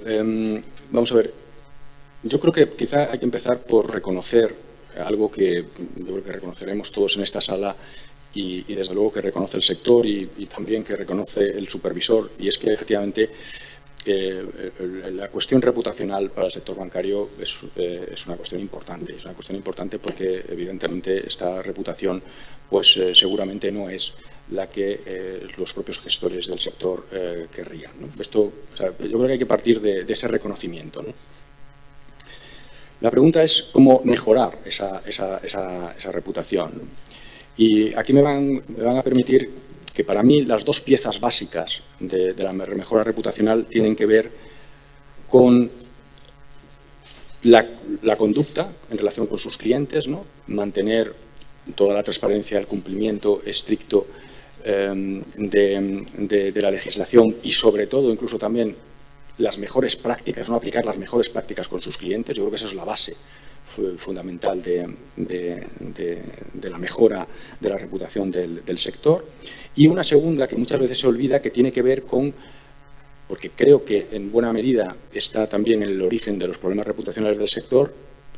Muchos de esos problemas reputacionales, Íñigo, sabemos perfectamente que se derivan de que el sector estuvo en el ojo del huracán en la crisis financiera anterior, y por tanto todos los aspectos de estabilidad financiera, de solvencia del sector, de saneamiento de los balances, es absolutamente fundamental, ¿no? Para mantener esa reputación, ¿no?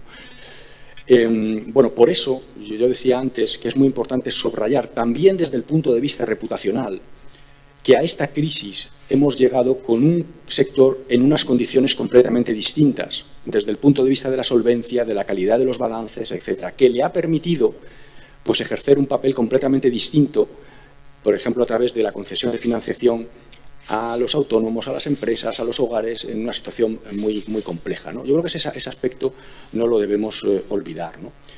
Lo digo porque muchas veces nos centramos en los elementos de comunicación, ¿no? Pero quizá lo más importante es los elementos de acción, ¿no? Que son los que, desde mi punto de vista, determinan luego la opinión que los demás tienen sobre ti. Puedes comunicar mejor o peor, pero si no has actuado adecuadamente, ¿no? Este es para mí el punto, ¿no? Por eso, bueno, pues creo que seguir estas dos líneas de, por una parte, mantener un sector financiero, bancario en particular, saneado, que garantice la estabilidad financiera, en la cual los supervisores tenemos por supuesto, unas responsabilidades muy elevadas. Y, en segundo lugar, que el sector siga las mejores prácticas en la relación con sus clientes, pues me parece que es la mejor manera de contribuir a la mejora reputacional del sector. Pablo Allende Salazar, del Periódico de Cataluña. ¿Puede actualizar los datos de denuncias y decisiones de supervisión de los créditos ICO, por los créditos ICO, perdón? ¿Y es compatible que el Banco de España lo supervise por conducta y la CNMC por competencia? Pues empiezo por el final.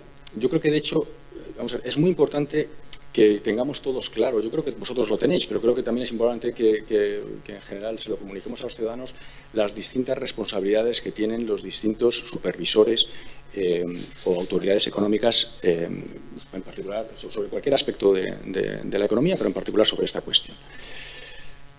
Vamos a ver. Sobre la Comisión Nacional de Mercados de Competencia, entiendo que su presidente, que acaba de estar aquí hace media hora, pues le habéis preguntado sobre esto y os habrá aclarado cuáles son, efectivamente, de acuerdo con la ley, cuáles son las responsabilidades de la Comisión Nacional de Mercado de la Competencia, y la Comisión Nacional de Mercado de la Competencia está, obviamente, actuando de acuerdo con esa legislación. ¿De acuerdo? Sobre eso no tengo nada que decir. Sobre el Banco de España, esto lo he explicado en distintas ocasiones, por ejemplo, en el Parlamento, porque se me ha preguntado, como sabéis, en repetidas ocasiones durante esta crisis.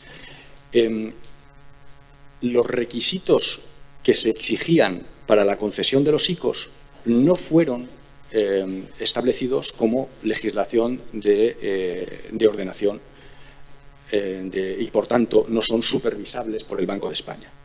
¿Vale? Esto es algo que de ordenación y disciplina, no es legislación de ordenación y disciplina, que es la que motiva que el Banco de España deba supervisar, no es que pueda, que deba supervisar, y por tanto el Banco de España no tiene esa responsabilidad. Por supuesto, sí tiene la responsabilidad de aquellas que se emanan de la legislación pura de conducta, que es la transparencia, sobre todo, garantizar que se realizó con transparencia. Porque el cumplimiento, entonces, ¿en qué recala la obligación, digamos, y así lo establece la ley, de cumplimiento, de garantizar que se cumplieron los requisitos que se establecieron para la concesión de los ICOs? En el propio ICO. En el propio ICO. El ICO tiene una obligación, como sabéis, de hacer ese análisis ex ante cuando el volumen de la operación supera los 50 millones y luego para las operaciones de más de 20 millones tendrá que analizar las expos en su totalidad, y las de menos de 20 millones pues las tendrá que hacer un muestreo, y lo hará como lo ha hecho en otras ocasiones, pues de la manera que considere más oportuno. ¿Qué ha hecho el Banco de España? Bueno, pues el Banco de España, digamos, apoyó al ICO. Pero es muy importante esta palabra, apoyó al ICO, o ha estado apoyando al ICO, precisamente como sabíamos de la importancia de este programa, lo he dicho en mi intervención inicial, ¿no? para el apoyo de las empresas para que esta crisis generara el menor daño posible, pues apoyó al ICO para que precisamente el programa se desarrollara de la mejor manera posible. Entonces, ¿qué hicimos? Pues, de nuevo, en apoyo del ICO, pues básicamente lo que nos reunimos con las entidades e hicimos una revisión de los procedimientos internos de las entidades para garantizarnos de que se había transmitido adecuadamente a todo el personal, digamos, de las entidades, que esos requisitos debían ser, cuáles eran esos requisitos y que eran absolutamente exigibles y fundamentales para que el buen funcionamiento del programa. Y comprobamos que esos procedimientos efectivamente se habían establecido. De nuevo, en apoyo del ICO, hicimos incluso, lo dije en comisión parlamentaria, un muestreo, ¿de acuerdo?, el año pasado. Y de ese muestreo, pues que fue un muestreo pequeño, pues sacamos algunas conclusiones que se las trasladamos al propio ICO y que incluso, por supuesto, también le trasladamos a las propias entidades, que en principio, de acuerdo con los resultados de ese muestreo, pues no nos llevaba a pensar que hubiera ningún problema generalizado. Podía haber elementos puntuales, ¿no?, que todos hemos reconocido que podían existir. También incluso les hemos pedido a las entidades que sus auditorías internas hicieran una evaluación, ¿de acuerdo?, de cómo había funcionado el programa en la dimensión que estamos hablando en este momento. Y estamos en este momento, pues digamos, esperando los informes de auditoría interna de las entidades para también analizarlos, ¿no? Todo esto, digamos, en apoyo del ICO. Y luego hay una última dimensión que también me gustaría subrayar y que aclarar, que tiene que ver con nuestro papel como autoridad de conducta de las entidades bancarias, que es nuestro papel en la resolución de las reclamaciones que nos llegan, ¿no?, a nuestro servicio de reclamaciones. Y aquí también, sobre los datos, creo que los datos me los habéis escuchado en muchas ocasiones. El número de reclamaciones que recibimos el año pasado fueron, estoy hablando de memoria, pero alrededor de 110. Este año creo que han sido otras 10, es decir, estamos hablando de números muy reducidos. Y una buena parte, la mayor parte de las reclamaciones no tenían que ver con elementos puros de conducta, y por tanto no eran competencia del Banco de España, y se las hemos trasladado al ICO, porque sobre todo lo que los reclamantes, digamos, lo que motivaba la reclamación era básicamente que no se les había concedido el aval, lo cual, bueno, pues eso desde el punto de vista supervisor puede ser incluso lo adecuado, porque si el riesgo era excesivo, pues evidentemente yo como supervisor, incluso a pesar de la concesión del aval, pues evidentemente pienso que ese crédito no debe ser concedido, ¿no? Para que no ponga en situación de pérdidas a la entidad, ¿no? Y este es el resumen, digamos, de lo que ha hecho el Banco de España. Y creo que, por supuesto, hemos hecho lo que teníamos que hacer de acuerdo con nuestras competencias y además hemos hecho una labor de apoyo con el Instituto de Crédito Oficial, con el que tenemos evidentemente una relación muy estrecha, pero que, digamos, las responsabilidades, las decisiones de esa ayuda no le corresponden al Banco de España, sino que les corresponden al Instituto de Crédito Oficial, ¿no? Y luego está las competencias de la Comisión Nacional de Mercado de Competencia, en la que, insisto, yo no quiero entrar porque acabáis de tener aquí hace una hora a la presidenta y seguro que le habéis hecho todas las preguntas y habrá contestado a todas ellas adecuadamente como hace habitualmente.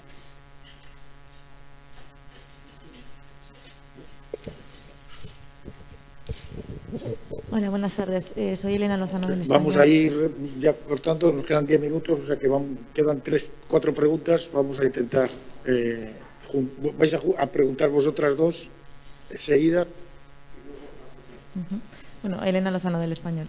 Quería saber, bueno, como el BCE va a decidir ya en unas semanas si levanta la restricción sobre el tema del pago de dividendos, quería saber si creen que hay algún banco español que no está en situación de pagar dividendo porque en general el sector quiere hacerlo, pero no sé si ustedes creen que hay alguno que no debería pagarlo. Gracias.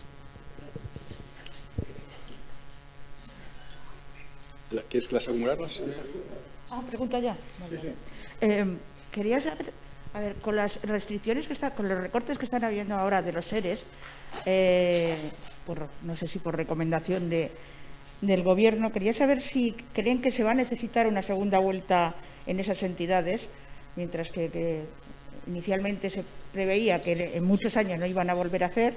No sé si ahora, en 2-3 años, tendrían que volver a hacer recortes.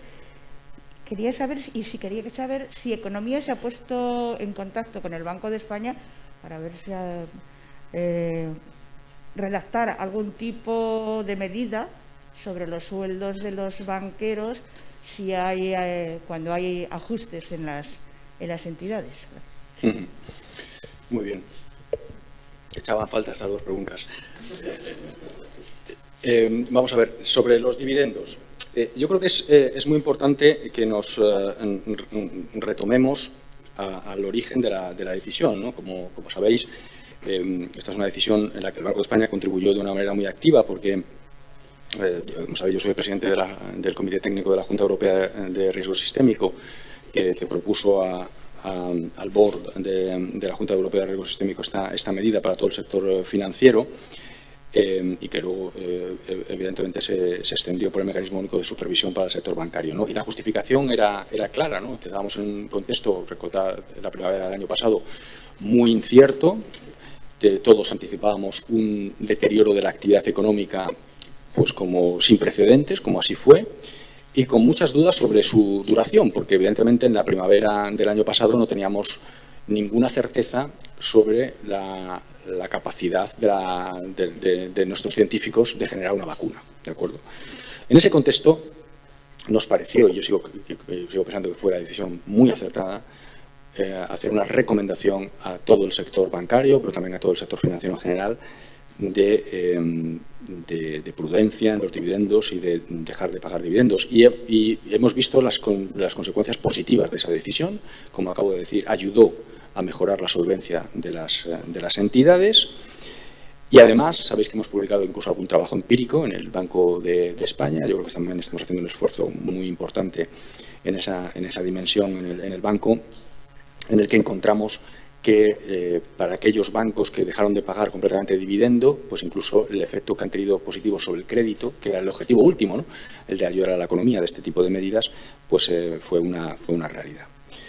Bueno, más de un año, ha pasado ya más de un año desde aquella decisión. Sabéis que la renovamos en diciembre y que la extendimos hasta septiembre, y ahora estamos en un contexto en el que estamos discutiendo en los distintos foros. La Junta Europea de Riesgo Sistémico, tuvimos ayer la última reunión, en el Mecanismo Único de Supervisión, y bueno, pues claramente, lo habéis visto en distintas declaraciones de distintas autoridades o representantes de autoridades, pues la situación macroeconómica ha cambiado, claramente lo ha descrito, y por tanto los argumentos que justificarían la necesidad de la extensión o el mantenimiento de la recomendación pues están progresivamente diluyendo. ¿De acuerdo? Y lo normal es esperar pues, que en los próximos meses, el mes de julio o septiembre, pues comuniquemos en esta dirección, pero evidentemente la decisión no está todavía tomada. Eso por un lado. Y luego sobre el tema de la remuneración del sector, ¿no? De los directivos del sector. Bueno, sabéis que aquí la legislación es muy clara. Existe una capacidad para el supervisor de influir sobre la remuneración de los banqueros solo en su componente variable. ¿De acuerdo? De acuerdo con la legislación vigente. La legislación vigente no la hace el supervisor. La legislación la hace el legislador.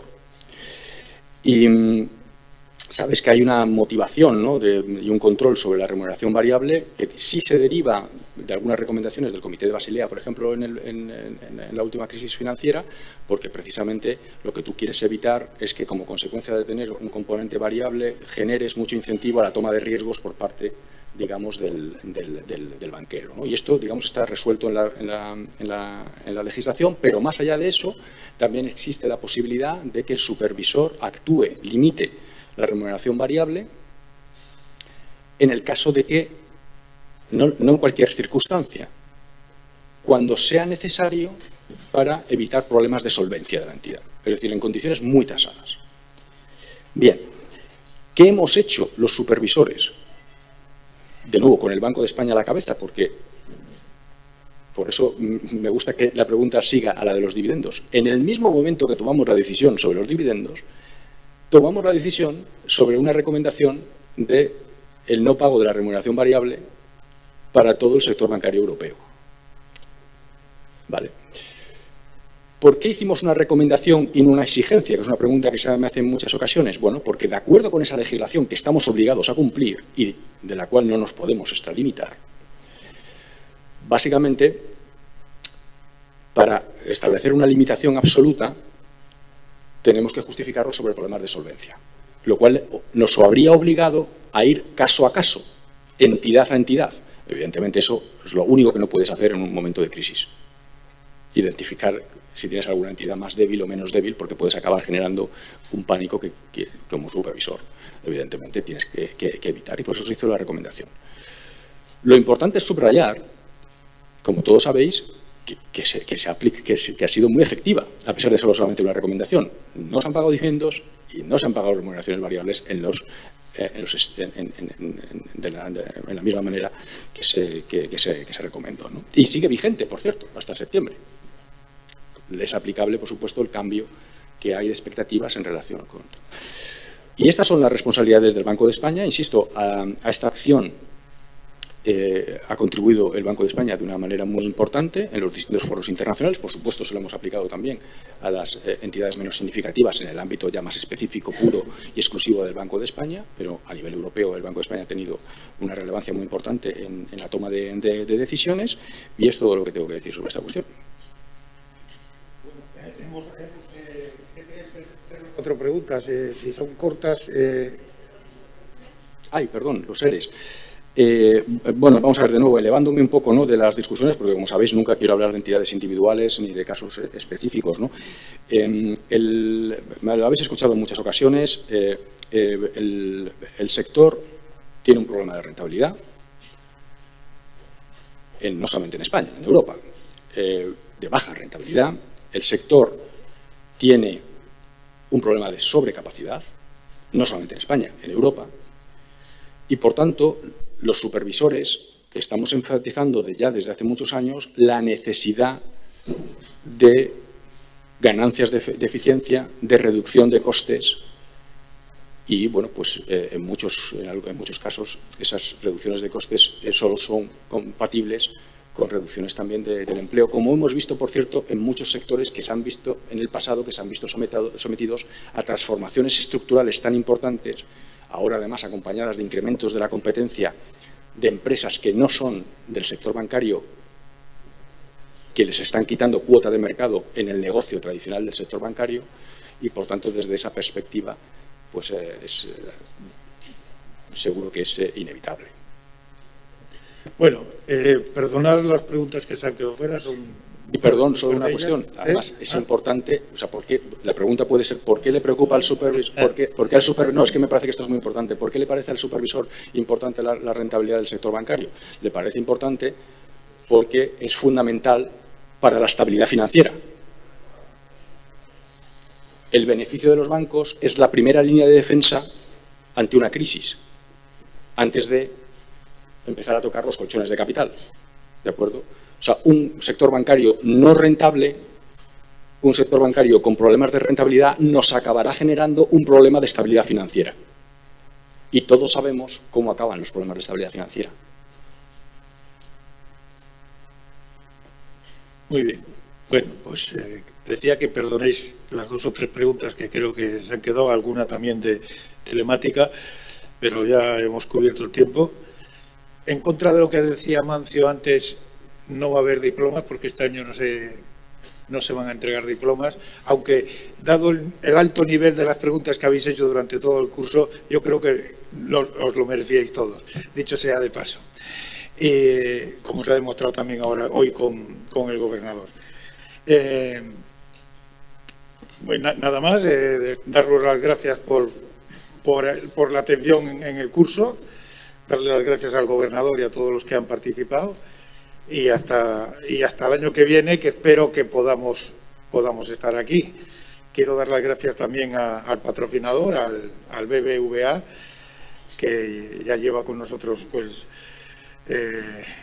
en 2 etapas, primero como Argentaria y luego como BBVA, casi 30 años, y recordar que a las 3:15 está el autobús para llevaros al aeropuerto a los que vayáis a ir para allá.